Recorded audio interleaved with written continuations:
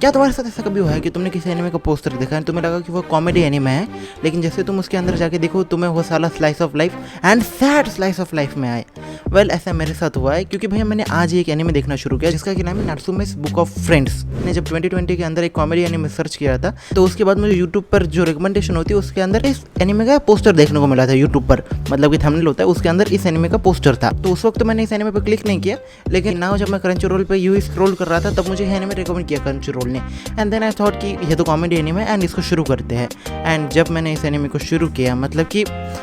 मैंने इसकी ओपनिंग ही ऐसी है कि भाई तुम समझ जाते हो कि ये सैड एनिमे है, लेकिन स्टिल मुझे लगा कि हाँ कॉमेडी होगी, लेकिन कुछ डीपर मतलब होती है ना ऐसी तुम सैड कॉमेडी, मतलब किसी एक कैरेक्टर की ज़िंदगी ख़राब है लेकिन जो उसके आजू बाजू कैरेक्टर से उनके नमूने हरकतें एंड उसकी वजह से तुम हंस रहे हो, मतलब कि फ़नी फेस बना देना एंड वियर्ड फेस होंगे उस तरीके से, मतलब स्लाइस ऑफ लाइफ के अंदर कॉमेडी होगी।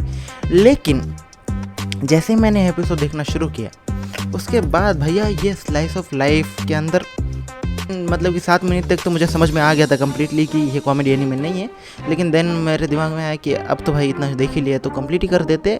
And this anime is not a comedy anime and genre भाई इसका ड्रामा एंड हॉरर में आता है एंड स्लाइस ऑफ लाइफ में आता है। ऑल्दो इसकी जो स्लाइस ऑफ लाइफ के जो मेन पॉइंट आता है, मतलब ये जो चीज़ पे बात करता है वो आता है वो लोनलीनेस पे बात करता है, मतलब कि अपना जो यमसी है वो भूतों को देख सकता है एंड ऑफ कोर्स जब भी वो अपने पेरेंट्स को बताता है तब पेरेंट्स और या फिर कोई भी उस पर भरोसा नहीं करता है। दैट मीन्स कि वो इमोशनली एक आइसोलेशन में है कि कोई भी उसको अंडरस्टैंड नहीं कर सकता and he is alone literally, उसके लिए ऐसा है। एंड बिकॉज ऑफ दैट उसके मतलब वो बात भी नहीं करता ज़्यादा किसी से, क्योंकि अगर वो बात करने जाएगा तो फिर कोई समझ ही नहीं पाएगा। एंड इसी के साथ उसने मतलब योका इसके साथ भी जीना एडजस्ट कर लिया कि योका यहाँ से यहाँ करेंगे जो करना है, मैं उनको नोटिस ही नहीं करूँगा,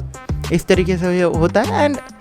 मतलब उस बंदे की आइसोलेशन देखने को मिलती है एंड वो बंदा किसी से बात नहीं करता। ये पॉइंट अपने को डायरेक्टली नहीं बताया गया है, वो पॉइंट इस तरीके से दिखाया गया है कि जब अपने जो कैरेक्टर है वो भाग रहा होता है एंड वो अपने क्लासमेट से मिलता है एंड वो उनसे भी एक छोटी सी कॉन्वर्सेशन करके भागता है, तो उसके जो क्लासमेट है वो कह रहे होते कि इस बंदे के साथ बात करना बहुत ज़्यादा मुश्किल है क्योंकि ये बंदा हार्डली बात करता है, जैसे कि उसकी आइसोलेशन के बारे में हमें पता चलता है। मतलब ये भी अच्छा है कि तुम्हें हर इन्फो ऐसे डंप नहीं की गई है, बस बैकग्राउंड में अगर कोई कैरेक्टर बात भी कर रहा है उससे भी इंफॉर्मेशन ड्रॉप करना I personally consider it is better than showing that thing. या कभी कभी दिखाना भी अच्छा होता है, लेकिन in this situation I personally like कि उन्होंने सीधे हमारे मुंह पे नहीं मार के दिखाया है। एंड उसके अलावा ये सेम जो प्रॉब्लम जो अपने कैरेक्टर के साथ है वही सेम प्रॉब्लम उसकी दादी के साथ थी, क्योंकि उसकी दादी भी योका इसको देख सकती थी एंड उनको कोई नहीं समझ पाया एंड वो अकेली किसी दिन ये हो गई एंड उनके रिलेटिव्स में भी किसी को भी वो उतनी याद नहीं रही। एंड ये सेम चीज़ अपने कैरेक्टर्स के साथ भी हो रही है एंड अपना जो एमसी है वो उसकी लाइफ भी मीनिंगलेस है कि उसको पता ही नहीं कि उसको ज़िंदगी में क्या करना है। तो जब उसको उसकी दादी की बुक मिलती है एंड पता चलता है कि उनके अंदर उसकी दादी ने जितने भी योकाइस को हराया है एंड अपना गुलाम बनाया है, तो वो डिसाइड करता है कि मैं इन सारे योकाइस को रिलीज़ कर दूंगा एंड उनको उनकी ज़िंदगी जीने दूंगा। वैसे वो तो आरआईपी हो गए, मतलब कि आफ्टर लाइफ जीने दूंगा एंड ये करके उसने अपने लाइफ को एक मीनिंग दे दी है।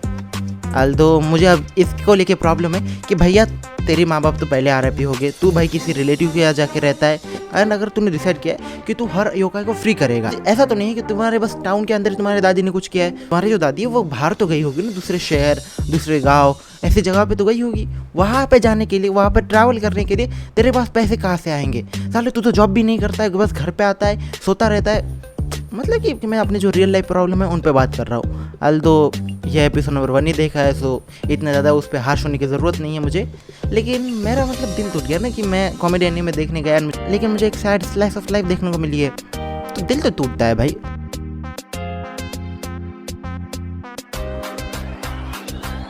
तो बिकॉज ऑफ दैट अगर तुम्हें कोई सैड स्लाइस ऑफ लाइफ देखनी है तो फिर इस एनिमे को ज़रूर ट्राई करना, मैं तुम्हें एनिमे ज़रूर रिकमेंड करता हूँ। तो कॉमेडी के लिए इसके अंदर कुछ तो हो भाई।